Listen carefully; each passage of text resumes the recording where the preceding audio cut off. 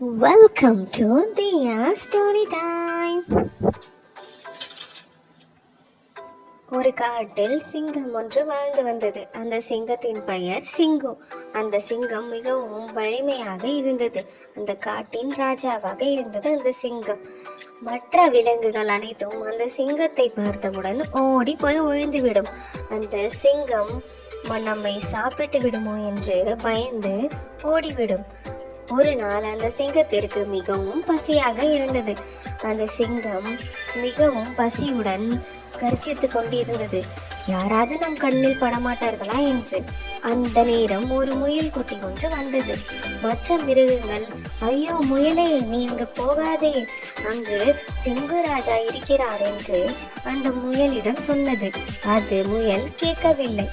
அந்த சிங்கம் அந்த முயலை பார்த்து, இப்பொழுதே நான் இந்த முயலை சாப்பிட்டு விடுகிறேன் என்று சிரித்தது. அந்த இரை கிடைத்ததற்காக அந்த சிங்கம் மிகவும் சந்தோஷமாக இருந்தது. அப்பொழுது அந்த முயல் சொன்னது, சிங்குராஜா, நீங்கள் என்னை சாப்பிடலாம், ஆனால் ஒரு நிமிடம் நான் சொல்வதை கேளுங்கள் என்று சொன்னது. அந்த முயல் சிங்கத்திடம், உங்களை போலவே இந்த காட்டில் ஒரு ராஜா இருக்கிறார். அவர் மிகவும் வலிமையாக இருக்கிறார், உங்களுக்கு எதிராக இருக்கிறார் என்று சொன்னது. அந்த முயல் சிங்குவை ஒரு கிணற்றின் பக்கம் அழைத்து சென்றது. அந்த முயல் சொன்னது, இந்த கிணற்றிற்குள்ளே தான் இன்னொரு சிங்கம் இருக்கிறது என்று அந்த சிங்கு ராஜாவிடம் சொன்னது. அந்த சிங்கு ராஜா என்ன செய்தது, கிணற்றின் உள்ளே எட்டி பார்த்தது. அதை எட்டி பார்க்கும் பொழுது தன்னோட முகமே அதற்கு தெரிந்தது. அந்த சிங்கத்திற்கு இது தெரியாமல் நம்மளை போல் இன்னொரு சிங்கம் இருக்கிறது என்று நினைத்து மிகவும் கோபமாக கர்ஜித்தது அந்த சிங்கம். பின்பு அந்த சிங்கம் அந்த கிணற்றிற்குள்ளே குதித்தது.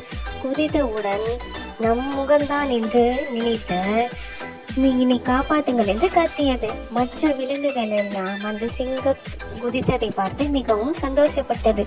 அந்த முயலுக்கு காட்டில் உள்ள அனைத்து மிருகங்களும் நன்றியையும் வாழ்த்துக்களையும் தெரிவித்தது. அந்த காடு முழுவதும் மகிழ்ச்சியாக இருந்தது.